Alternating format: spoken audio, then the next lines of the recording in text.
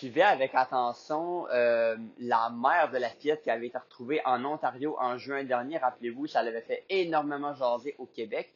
Eh bien, elle a été reconnue non responsable, non criminellement, oui, responsable de ses actions. Elle était en psychose. Et ça, c'est une histoire honnêtement qui a touché tout le Québec, qui m'a touché, moi particulièrement quand c'est arrivé.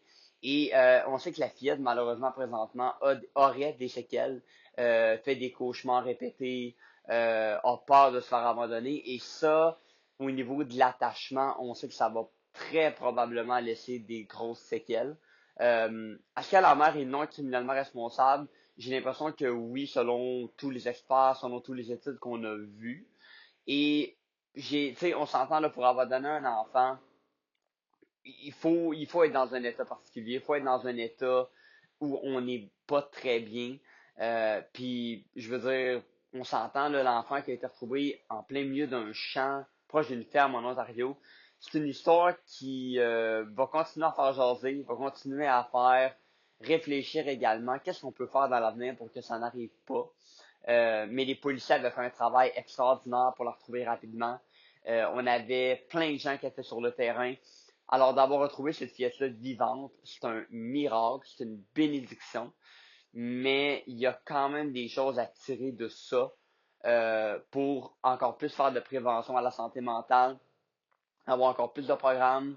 Je pense également qu'il faut voir, tu sais, le travail de la police, la coopération du Québec avec l'Ontario, c'est ça qui a aussi aidé dans ce contexte-là. Je pense que c'est important d'avoir encore plus de gens sur le terrain.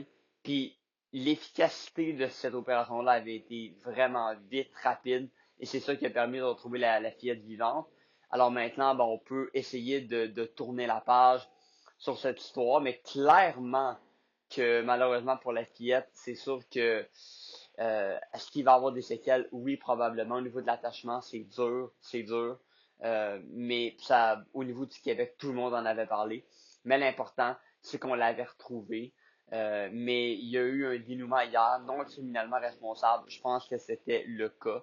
Alors voilà. L'inflation continue de progresser au Québec avec une hausse à 2,4% pour le mois d'août. L'inflation, c'est lié à beaucoup de choses, mais il y a une chose qui retient l'attention, c'est le prix de l'épicerie, le prix de nos aliments, qui est à 3,5% au pays. C'est très élevé.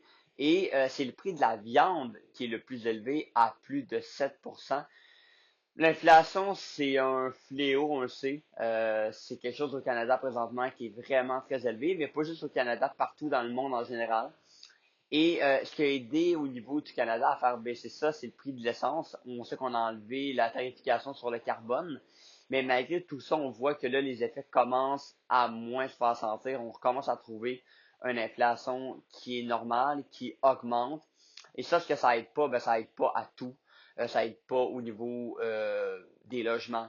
Les prix augmentent absolument partout. Ça va être à surveiller. Est-ce qu'on se rapproche d'une récession au Canada?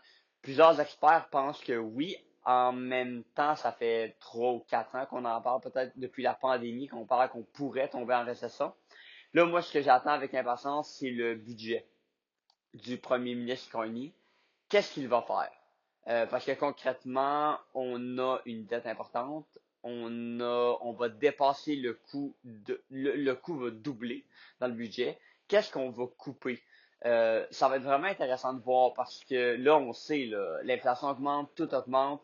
Il va falloir couper quelque part là, dans les programmes, couper quelque part dans les investissements. En même temps, il n'y a pas beaucoup de choses qu'on peut se permettre de couper présentement. Alors moi, honnêtement, je vais surveiller ça, mais l'inflation, on le voit, à chaque mois, les prix augmentent. Il y a une évolution constante. Le mois de septembre, j'ai bien hâte de voir. L'automne va nous dire beaucoup par rapport à ça.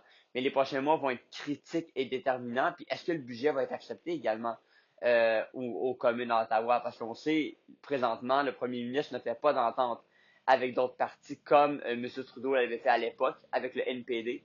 Alors, ouais, dans les prochains mois, on va avoir des réponses à ce niveau-là.